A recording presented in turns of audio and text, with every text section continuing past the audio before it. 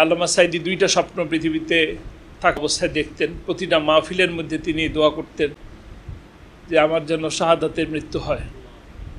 হাসপাতালে তার সাথে যে ছলনা করা হয়েছে, তার সাথে যে প্রতারণা করা হয়েছে, আমার পরিবারের সাথে যে রহস্যজনক আচরণ করা হয়েছে, আর যেহেতু তিনি 13টি বছর 4791টি দিন তিনি যে অন্ধকার একটা ঘরের ভিতরে থেকেছেন, আল্লাহর পরীক্ষা দিয়েছেন, আমি বিশ্বাস করি একজন মুসলমান হিসাবে আল্লাহ তাআলা তাকে শাহাদাতের মর্যাদা দান করবেন ইনশাআল্লাহ। তার জীবনের 16 বছর যখন বয়স, তিনি তখন থেকে কোরআনের খেদমত করেন। তার জীবনে যখন তিনি আলিম পরীক্ষা দেন, তিনি তখন সর্বপ্রথম একটি বই লেখেন, বইয়ের নাম যুগের দর্পণ।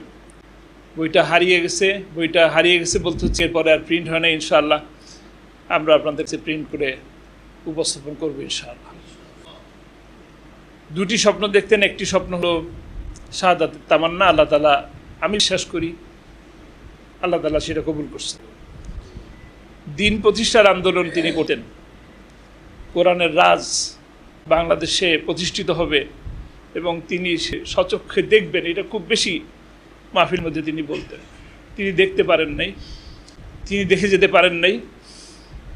হয়তো দেখতে পারতেন এই 13 বছর বন্দী যদি না থাকতো, আর 13 বছরে অন্যরকম অন্য পরিস্থিতিও হয়তো বা তৈরি হতে পারতো না, আল্লাহই ভালো জানেন।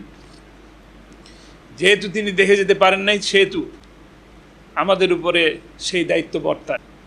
দিন কায়েমের পথে আমরা যেন সকলে ঐক্যবদ্ধভাবে কাজ করতে পারি, আমরা যেন দিন প্রতিষ্ঠার আন্দোলনে নিজেকে সম্পৃক্ত করতে পারি এবং আল্লাহর প্রেরিত এই মহাগ্রন্থ কোরআন, এই কোরআনের কারণে তিনি সম্মানিত হয়েছেন। কোরআনের কারণে যারা এই কোরআনকে প্রতিষ্ঠার জন্য কাজ করবেন, তারা অবশ্যই দুনিয়া এবং আখিরাতে সম্মানিত হবেন।